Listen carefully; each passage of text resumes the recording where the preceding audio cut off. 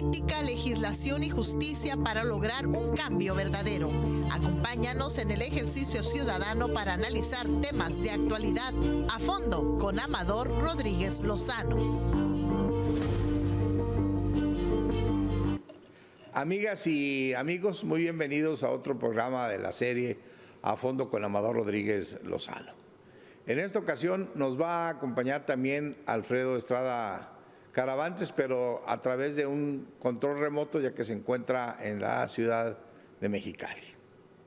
Bueno, pues amigas y amigos, Alfredo, ¿cómo estás? Dicen bien, gracias. que no hay fecha que no se llegue ni día que no se cumpla o algo así va el adagio. Y bueno, pues finalmente, después de más de 70 días de intensas actividades con una característica especial, se llevó a cabo el miércoles la sumatoria de las encuestas y como lo habíamos expresado aquí en muchas ocasiones, Claudia Sheinbaum resultó la ganadora de la encuesta o las encuestas, 5 encuestas que realizó 4 casas encuestadoras y una Morena, y resultó la ganadora y la preferida de los mexicanos para que sea la coordinadora de la defensa de la 4T, que es el antecedente para que en su momento sea la candidata de Morena y de sus partidos y sus aliados, el PT y el Verde, a la presidencia de México, y seguro será la presidenta de México. Sí, Amador, y la verdad es que se fueron cumpliendo muchas de las, pues, no sé si decirle predicciones o los pronósticos que hemos estado comentando a lo largo de todos estos programas.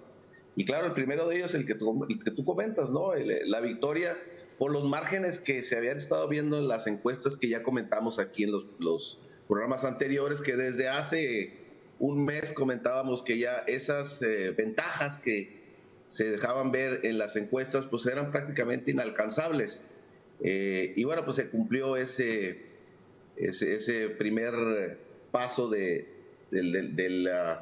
proceso que va a utilizar Morena y sus aliados para poder competir el año que entra. Y bueno, como comentaremos más adelante, pues vienen algunos otros retos de los que también hablamos a lo largo de los programas anteriores, que pues no son tampoco tan fáciles de resolver, pero que pues va a depender mucho de el talento y el margen de maniobrabilidad que se pueda ver en el equipo de la ahora casi candidata, ¿no?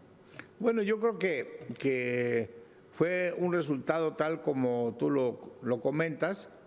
Vamos a pasar aquí diferentes cortos de distintos programas donde lo estuvimos diciendo desde hace más de 3 meses. ¿Por qué? Porque dijimos algo que es una verdad matemática.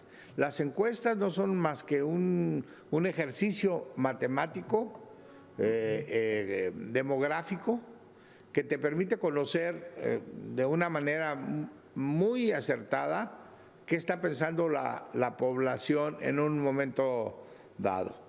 Y las encuestas a nosotros nos dijeron desde el primer momento que Claudia iba a ganar, eso estaba cantadísimo. Vamos a ver aquí una síntesis de lo que hemos comentado en este programa durante varios episodios.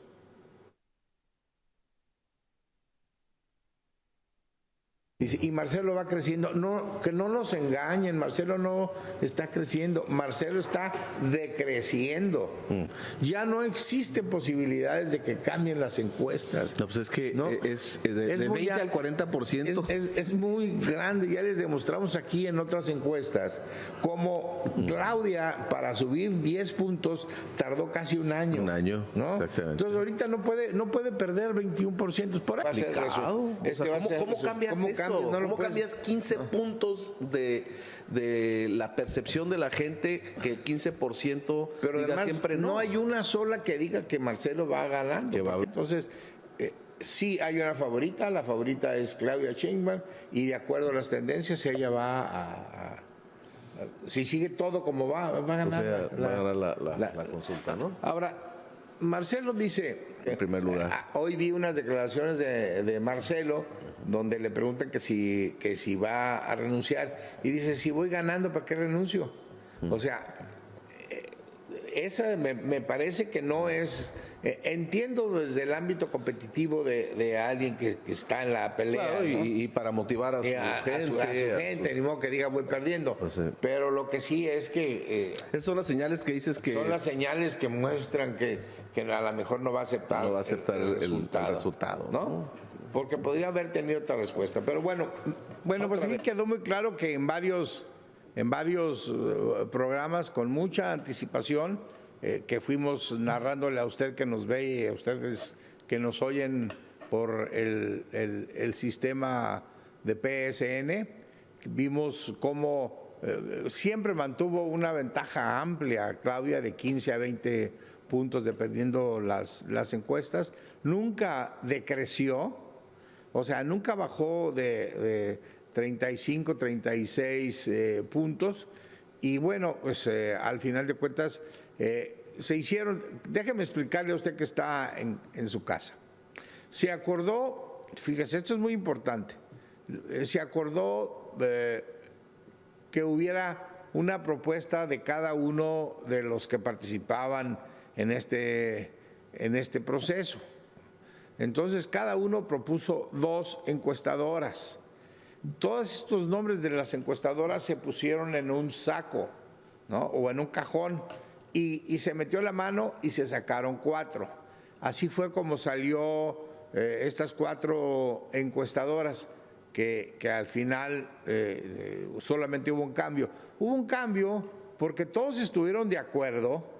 El único que, como siempre, de llorón, ¿no? Intentando a través de berrinches cambiar un resultado que ya no se podía cambiar, fue Marcelo Ebrard, que no estuvo de acuerdo con una encuestadora que le había tocado de las propuestas de Ricardo Monreal. Entonces Ricardo Monreal, con la generosidad que lo caracteriza, dijo, no hay problema, para que Marcelo esté contento, yo saco mi propuesta de encuestadora y que ponga una a él. Y él puso una encuestadora supuestamente de su confianza.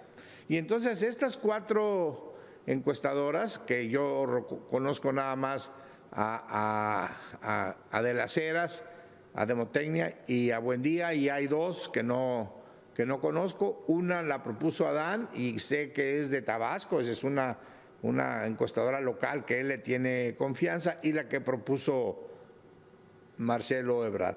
Y estas 4 encuestadoras hicieron una encuesta.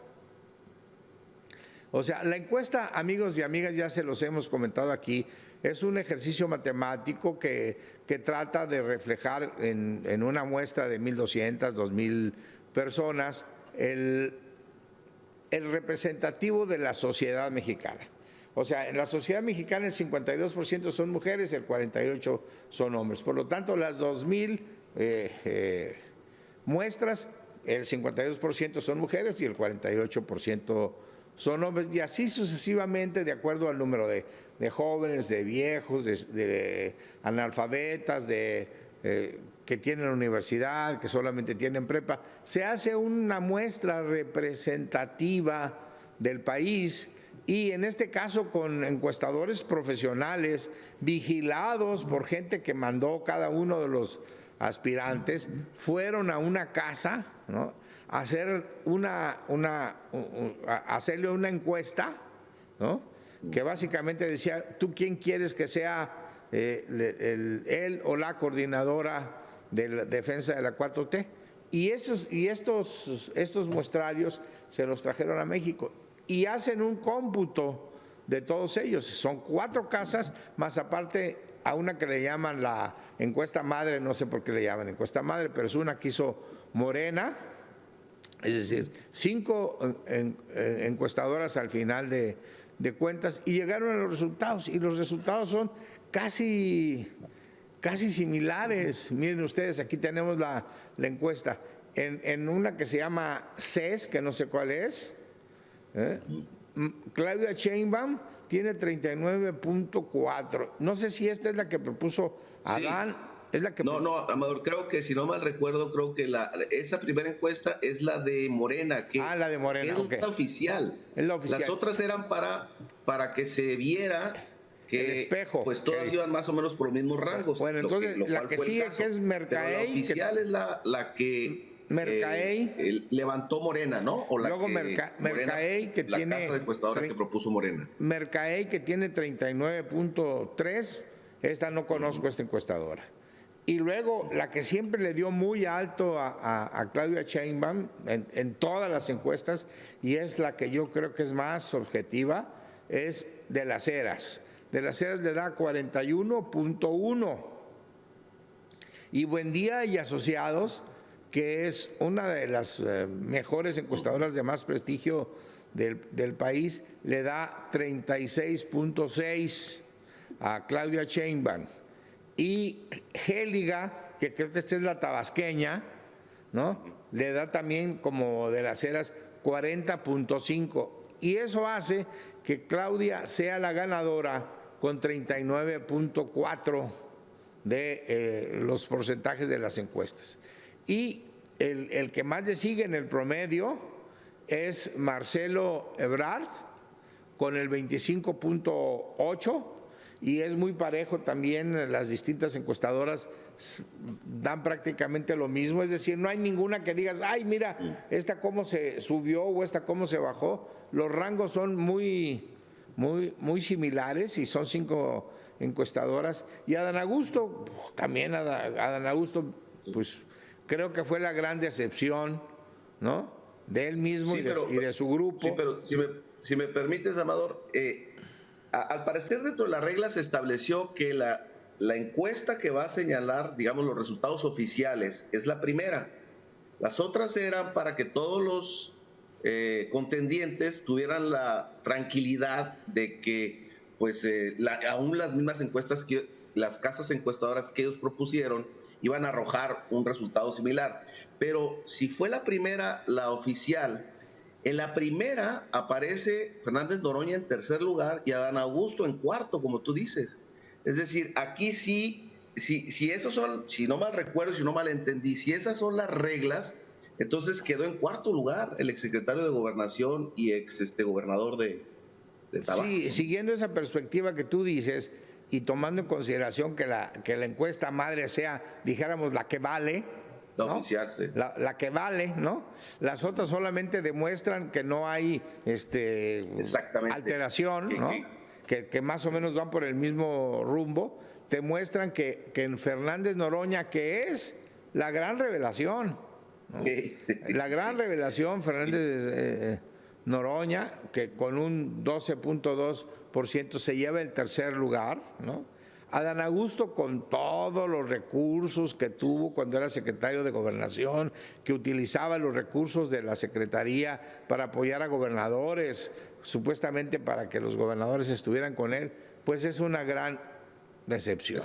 Hay 2 casos muy especiales de Adán Augusto donde tuvo todo el apoyo, que es aquí en Baja California, donde la gobernadora Marina del Pilar se comprometió totalmente con él y quedó en cuarto lugar. Y el otro caso similar es el de Chiapas, donde su cuñado Rutilio Escandón igual presionaron a presidentes municipales, utilizaron el órgano de fiscalización.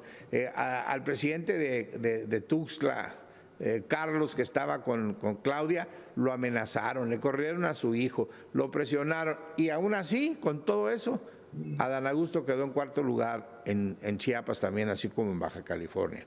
Ricardo Monreal, bueno, pues quedó muy bajo frente a sus expectativas, yo creo que por 2 razones.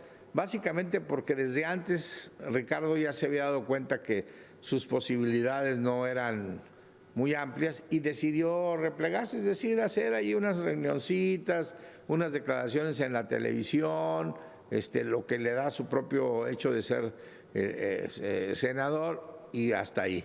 Y por eso es que su votación es muy baja. Él en su alocución dijo, pues ni modo, el pueblo así me calificó y trataré de ser mejor. No, yo creo que, Ricardo, eres bueno, eres mejor, simplemente decidiste, viste cómo estaban las circunstancias y decidiste no meterte a la competencia y te hiciste para atrás. En el caso de Manuel Velasco, ahí sí, Manuel se mete estando prácticamente de ceros, o 1%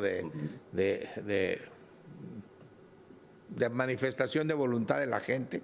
Y mira, pues llega a tener un 6.3% en la encuesta madre, siendo que en las otras encuestas, sobre todo la de Buendía, llega a tener hasta un 8.6.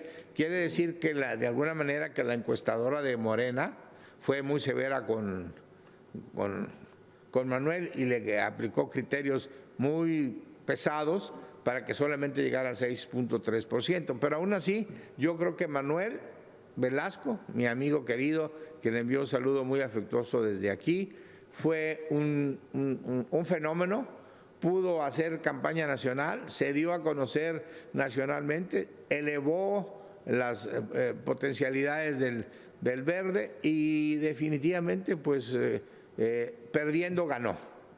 Y ese es el resultado, amigas y amigas. Ahora bien, Marcelo Ebrard. Aquí lo dijimos también muchas veces, porque yo lo dije, yo conozco a Marcelo desde que era muy joven, o éramos muy jóvenes.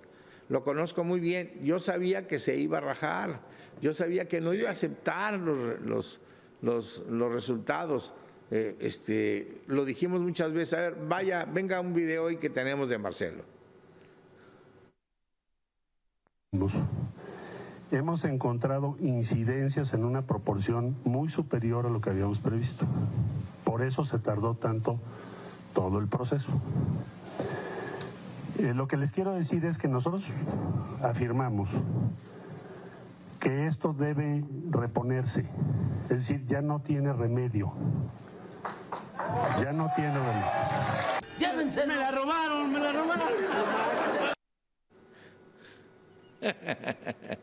La verdad es que yo te voy a ser franco, Amador. Yo, cuando mencionamos las posibilidades o las señales que estaba enviando Marcelo Ebrard a lo largo de todo el proceso, de que podría él eventualmente dejar Morena, yo en lo personal no creí que fuera a ser capaz. Todavía no se ha formalizado nada. Todavía no se ha formalizado. Pero cada vez son más contundentes las señales que da o los mensajes, en el sentido de que pues él se va a ir del proyecto y va a buscar alguna otra forma de ser candidato o dirigente de algún partido. Yo en lo personal no lo creía. Yo recuerdo que tú sí lo comentaste varias veces. También, obviamente, yo veía las señales desde la primera, ¿no? Cuando se fueron a registrar, que llevó ahí a mucha gente y el acuerdo había sido que llegaran solos los contendientes. Como que desde el principio empezó a dejar ver algunas señales de que por lo menos iba a sembrar la duda en el proceso, o ese era su propósito, ¿no? Alfredo, vamos a ir a una pausa y regresamos.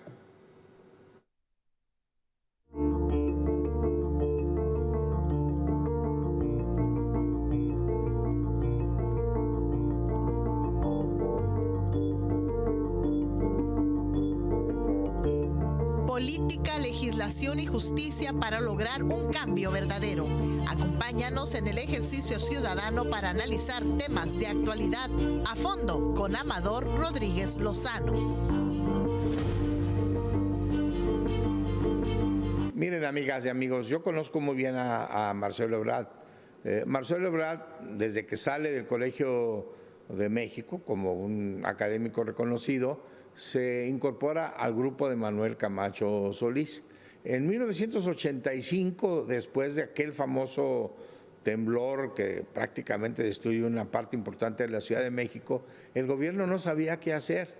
Y finalmente, después de algún tiempo, Alfredo, crean o deciden y nombran a Manuel Camacho subsecretario de Desarrollo Urbano, y ahí va como segundo de a bordo Marcelo Ebrard, y le dan todos los recursos del mundo para que empiece la reconstrucción de la Ciudad de México. Ellos pertenecían al PRI, pero curiosamente los dos empiezan a hacer roncha, apoyar a mucha gente de izquierda que después van a ser favorables a sus propios intereses. Entre ellos un grupo muy criticado y a la vez muy temido en la Ciudad de México, que se llamaba Pancho Villa, que eran alborotadores, era gente que que protestaba, y le dan una gran cantidad de privilegios, casas, dineros, financiamiento. Y así empieza la carrera de Marcelo Ebrard.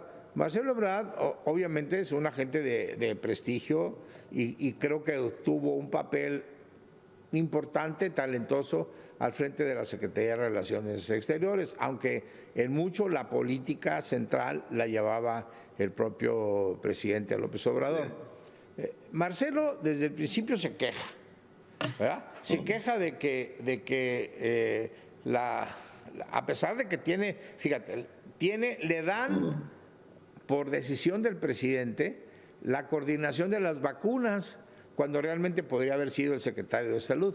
Pero Marcelo es el que aparece como que va a China, que va a Estados Unidos y negocia las vacunas contra el COVID. Y pues ahí prácticamente todos los días salía en la televisión anunciando los logros, que fueron muchos y muy importantes, y se le aplauden. Pero eso le dio una oportunidad de estar presente ante los medios de comunicación. Sin embargo, se quejaba de que Claudia Sheinbaum desde la Ciudad de México tenía más presencia. Bueno, pues porque en la Ciudad de México es una ciudad que refleja de alguna manera el país. Hay problemas de todo tipo, de delincuencia, de movilidad, de seguridad, urbanísticos, de contaminación, de todo, ¿no? Y obviamente, pues Claudia Sheinbaum fue una mujer que desde el principio empezó a tratar de enfrentar y resolver todos esos temas. Ahora bien, empieza la contienda, ¿no? Y Marcelo empieza a llorar y dice, no hay piso parejo. Sí, es la verdad, empieza a llorar. No hay piso parejo. Y chantajea al presidente de la República. Y hay aquella famosa reunión en el restaurante El Mayor en la Ciudad de México un lunes, donde se acuerda que todos deben renunciar, no solicitar licenciar, renunciar. Claudia no quería separarse de la Ciudad de México, no porque lo viera como una ventaja o porque le estaba dando una oportunidad de ser más vista que Marcelo, sino porque en la Ciudad de México había una serie de proyectos, una serie de programas, una serie de obras que requerían de su participación y quería terminarlos, quería cumplir en la Ciudad de México. Sin embargo, en aras de que Marcelo, dijéramos, entrara al carril y no siguiera generando problemas, aceptó a regañadientes a renunciar y renuncia a la Ciudad de México. Viene el famoso Consejo Político Nacional de Morena, donde el acuerdo de todos es que no hubiera porras de nadie.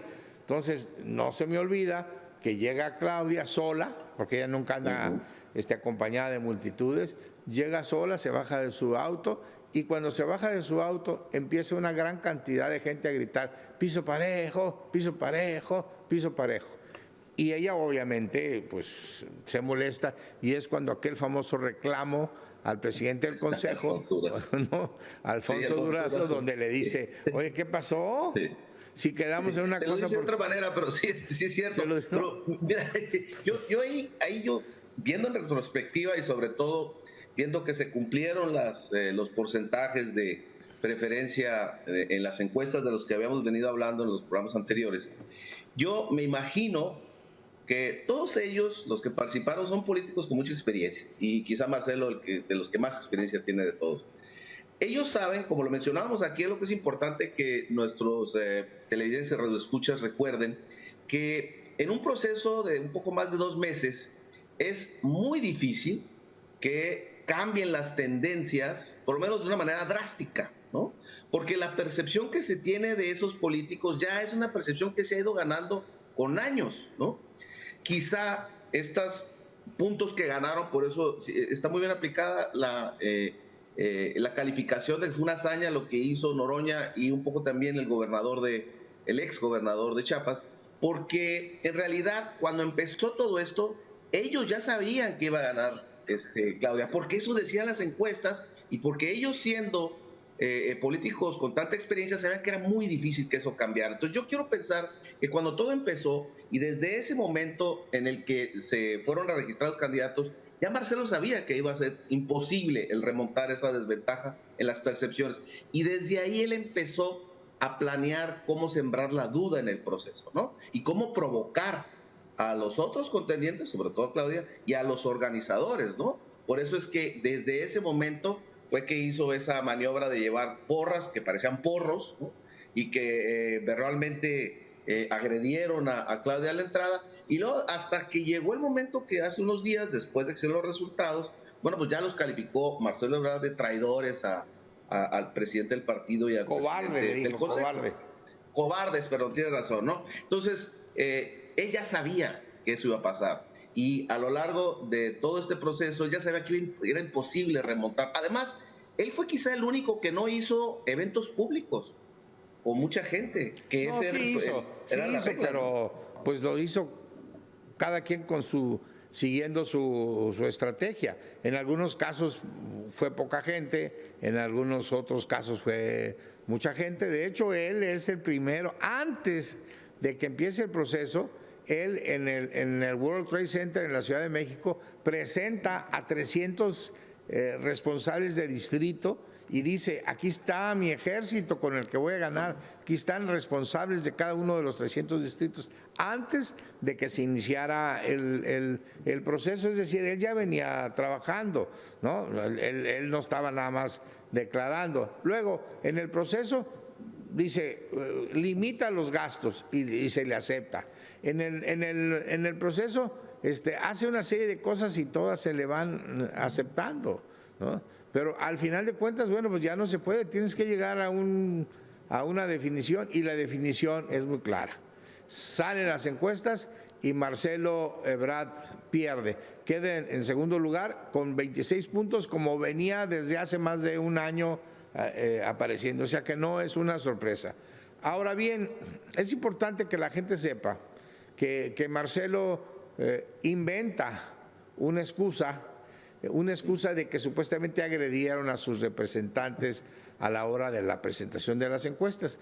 Pero para su mala fortuna, un reportero de Milenio o de ADN 40, no recuerdo cuál de las dos televisoras, estaba allí y entonces narra, porque yo vi la narración en la televisión, narra y dice: no sucedió así, lo que sucedió es lo que yo voy a contar. Dice, había policías, pero no eran policías de la Ciudad de México, eran policías privados del World Trade Center que estaban controlando el acceso, y dice, y se estaban portando muy bien. Si tú traías el gafete te dejaban entrar, si no traías gafete no te dejaban entrar. Entonces llega la senadora esta Maru, ¿no? Maru Michel. Y quiere entrar y le dicen, puede entrar usted con mucho gusto, pero traía como 50 gentes.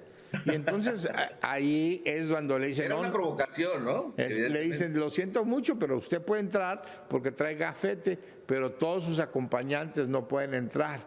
Entonces ella empieza a gritar y a descomponerse, no puedo entrar, y que no sé qué, si hay democracia. Y en eso vienen policías, todavía policías de la gente, de los que trabajan en el World Trade Center y que prestan un servicio de seguridad privada. Y esos son los que le impiden entrar y la rechazan. Eso sirvió para que se dijera que la policía, no aclararon cuál, tratan de decir que la policía de la Ciudad de México los agredió, que no los dejaron entrar, que faltaron a sus derechos, que fue una provocación y que en tal virtud Marcelo por eso no va. Pero es una mentira, ya narré, porque casualmente este periodista está presente y él es el que dice exactamente cómo sucedió todo. Sí, prácticamente fue un acto porril, ¿no? Es una provocación para tratar de ganar titulares. Pues alguien quiere entrar a un evento que no tiene gafete, pues no te dejan entrar en ninguna parte. Si tú no tienes gafete a un lugar donde es privado, no te dejan entrar. En fin, vamos a continuar después de una pausa y vamos a ver todos los antecedentes que tiene Marcelo Ebrard de irse de un partido a otro partido.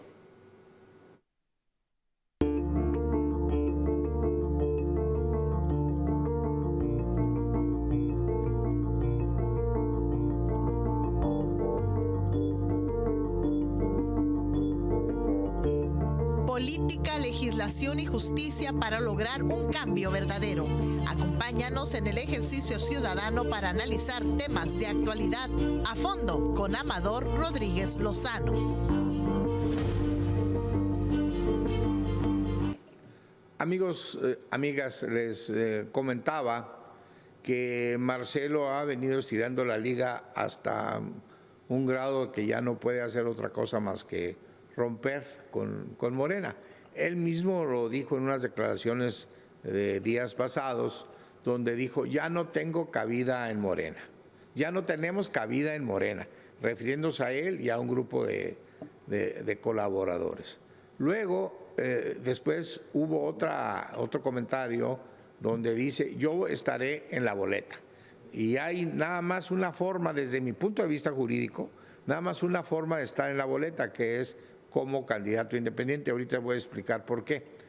Él tiene un grupo de seguidores, un grupo de diputados, un grupo de gente a la que él ha apoyado durante estos años y aparentemente están dispuestos a jugarla hasta el final. Pero esto no es nuevo en Marcelo. Marcelo empieza en 1995 como miembro del PRI, ¿no? O estuvo en diferentes cargos hasta 1995 en el PRI y rompe con el PRI cuando no aceptan el nombramiento de Luis Donaldo Colosio como candidato a la presidencia. Él y Camacho, su jefe, rompen con el PRI. Y en 1997 aparece como candidato del Partido Verde Ecologista, es decir, ya es miembro de otro partido, al que renuncia en 1998. Y luego, en el 2000, junto con Camacho, crean un nuevo partido, un partido con el que deciden ir solos, pensando que tenían una gran aceptación nacional, y crean el Partido de Centro Democrático. Van a las elecciones, la votación es menos del 3%, pierden el registro y se queda sin partido. Y ahí se va al PRD, donde pues en ese tiempo pues ahí está esa fotografía, Marcelo muy joven, con el PRD, que en ese tiempo pues prácticamente se fortalece, abriéndole las puertas a todos los expriistas. Y así Marcelo se va al PRD, pero después, en 2015, de que no fue candidato por el PRD, se va por Movimiento Ciudadano, quien lo hace candidato a diputado federal. Pero aquí, curiosamente, hay algo que vale la pena y que me va a servir para ahora. Marcelo había hecho candidatura, había hecho campaña interna para ser candidato por el PRD. Finalmente no lo logra y se pasa a Movimiento Ciudadano. Movimiento Ciudadano lo hace candidato a diputado por el PRD, pero entonces impugnan la candidatura de Marcelo. Y la impugnan básicamente porque no puede una persona hacer candidatura por dos partidos en un mismo ciclo. Entonces, el Tribunal Federal Electoral le cancela a Marcelo la candidatura. Fue un golpe muy fuerte, pero básicamente dice, porque primero empezaste por un partido, fuiste precandidato por ese partido, no lo lograste y luego vienes y te inscribes por otro partido. La verdad que yo no le veo mucha lógica, pero eso fue la lógica de los magistrados electorales y le cancelaron a Marcelo su registro como diputado. Otros alegaron que porque había una investigación sobre la línea 12 y que por eso también se actuó. Pero la verdad es que formalmente fue porque había sido precandidato de otro partido y luego al final candidato a diputado federal por otro partido. Entonces, bueno, pues se va Marcelo de México, ¿no? En Francia vive durante mucho tiempo, regresa en el 2017, se suma al movimiento de López Obrador. López Obrador lo recibe con los brazos abiertos en Morena, le da un papel preponderante, lo nombra canciller y hasta aquí, hasta este berrinche de Marcelo. Todos dicen, de hecho hoy me llegó un tuit de alguien de la Ciudad de México que me dice que ya se reunió Dante Delgado con Marcelo Ebrard, pero yo ya tenía información que se habían estado reuniendo en Monterrey desde hace varias ocasiones. Es decir, si esta información es cierta, Marcelo ya tenía preparado esa posible salida. Aquí donde yo digo que se puede aplicar, habrá que ver los momentos electorales, porque la ventaja de aquí es que el proceso electoral empezó apenas el 1 de septiembre y que todo lo que hicieron los anteriores aspirantes no se considera electoralmente nada, ¿no? Nada, es decir, todas estas encuestas y todos estos movimientos no tiene valor formal para la elección del 2024. Pero sin embargo, bueno, pues hay un antecedente de que hizo una especie de precampaña por un partido y que a lo mejor puede ser precandidato por otro. Pero en todo caso, le quedará la opción de ser candidato independiente. Para eso tiene que buscar una gran cantidad de firmas, hacer toda una estructura y bueno, pues competir. Hasta ahorita el que hizo ese viaje, el que tuvo esa experiencia fue el Bronco y pues no sacó ni el 6% de la votación nacional en 2018. A ver, visto después del relato que haces y ya teniendo en cuenta todos esos factores, pues sí, uno llega a la conclusión o puede predecir que hay muchas posibilidades, no digo ahorita, sino antes de que empezara el proceso de que Marcelo, al verse perdido, pues buscara otro partido. Y claro, tú eres una persona que ha tenido, le ha dado un seguimiento muy puntual, que no es el caso de todos nuestros televidentes, ¿no? De la gente que pues va enterándose de lo que va pasando en su momento. Pero aquí lo curioso es que Marcelo logra dos momentos estelares en su carrera política, cobijado por López Obrador. Primero, cuando se va, lo nombran por propuesta de López Obrador, formalmente lo nombra el presidente Fox, porque así era en aquel momento el jefe de la policía en la Ciudad de México durante el periodo de jefe de gobierno de López Obrador, en donde adquiere mucha relevancia porque hace un buen trabajo. Y luego al final, bueno, pues ahí hay un incidente en el que lo corren técnicamente el presidente Fox, pero luego lo reintegra López Obrador como secretario de Desarrollo Social, no recuerdo qué nombramiento. Así fue, secretario y de ahí brinca, ¿no?, a su candidatura a jefe de gobierno, es decir, todo de la mano y cobijado y protegido por López Obrador. Luego vienen todos los incidentes. Es jefe de gobierno 6 años, como consecuencia de esto que estamos platicando, y lo hace bien en la Ciudad de México y adquiere mucha popularidad. Luego ya se queda en la raya en la siguiente candidatura, y después de eso es cuando pasa todo esto de los diputación y que se va a Francia. Al regresar otra vez, el presidente López Obrador le encarga la Cancillería, y también, la verdad hay que decir, es un buen trabajo en la Cancillería, y también pues se volvió a instalar en el ojo público de quienes quieren ser o querían ser candidatos a elección popular. Pero todo eso, esos dos momentos estelares fueron de la mano de López Obrador, ¿no? Y bueno, ahora que, como en otras ocasiones anteriores, no le resultaron las cosas como él esperaba, pues por eso es que yo me resistí a pensar que iba a ser capaz. Pues parece que está dando un salto al vacío, ¿no? Porque no es un hombre, digamos, viejo. Él, con este resultado, podría muy bien trabajar 6 años más. Creo que ya no está dispuesto a eso. No sé, como líder de alguna de la fracción de Morena, alguna de las cámaras, ¿no? O incluso en el gabinete de Claudia Sheinbaum. Y sin embargo opta por otra opción que parece que es un salto al vacío, porque ¿qué va a poder obtener?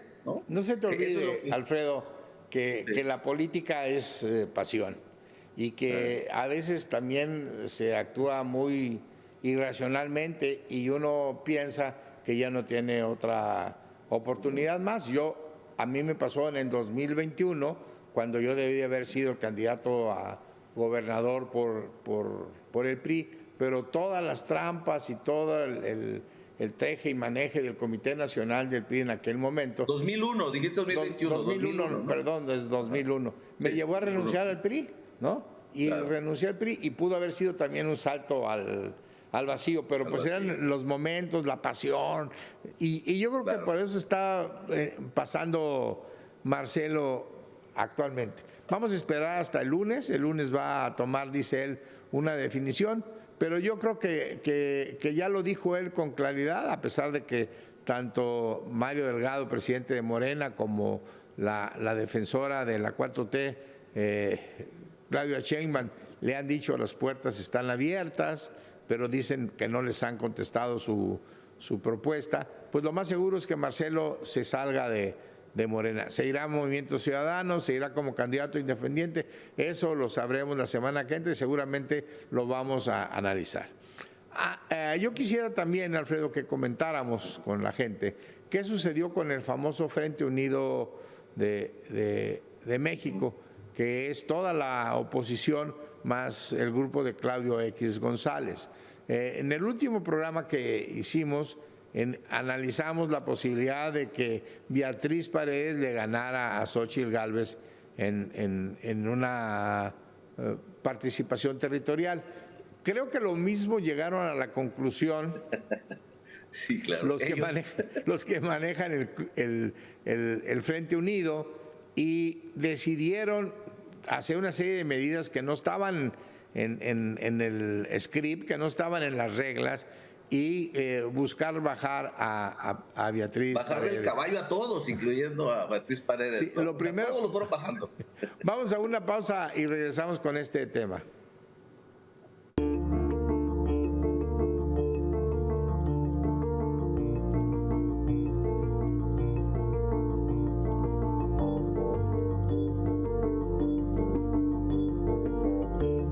Política, legislación y justicia para lograr un cambio verdadero. Acompáñanos en el ejercicio ciudadano para analizar temas de actualidad a fondo con Amador Rodríguez Lozano.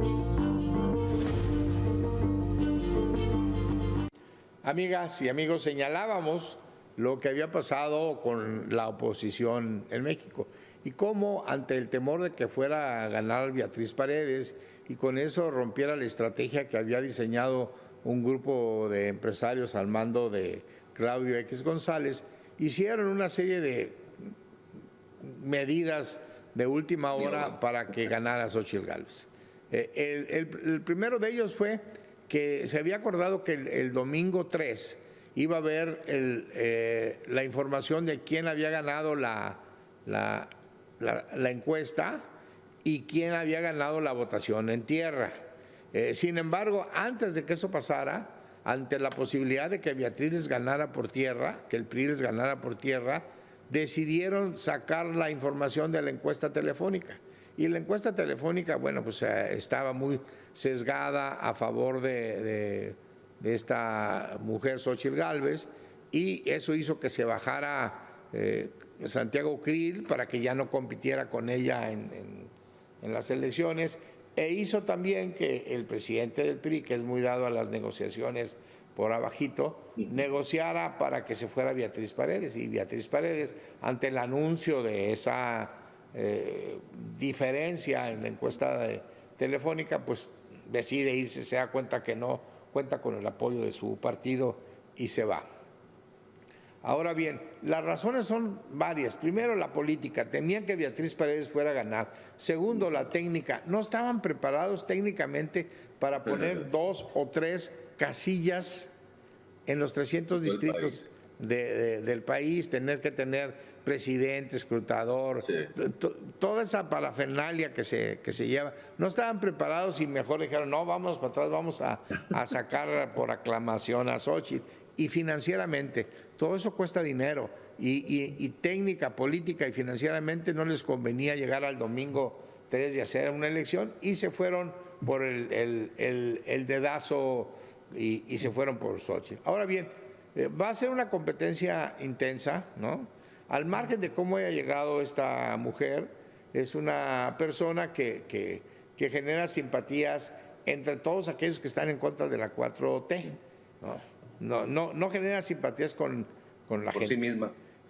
No, pero hay que entenderlo, genera simpatías y eso nos hace pensar que va a ser una elección reñida, cuando menos en términos de discurso, porque ella es dada para ofender, es buena para la maldición, para la provocación. La provocación. Pero yo, la verdad, creo, como hemos dicho aquí, Morena tiene, y sus aliados, tienen un amplio margen. Vamos a discutir la próxima semana los porcentajes que creo que pueden alcanzar.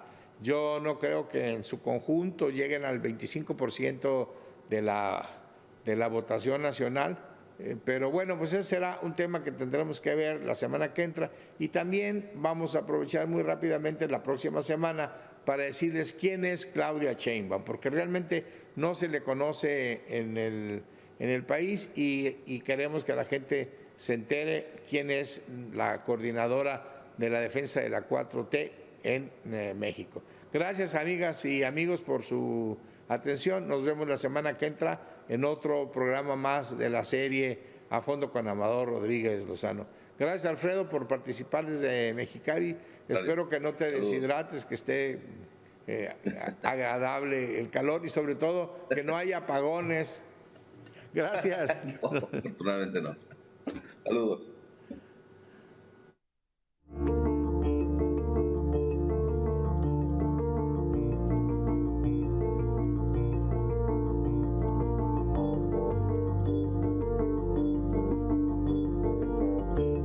Política, legislación y justicia para lograr un cambio verdadero. Acompáñanos en el ejercicio ciudadano para analizar temas de actualidad a fondo con Amador Rodríguez Lozano.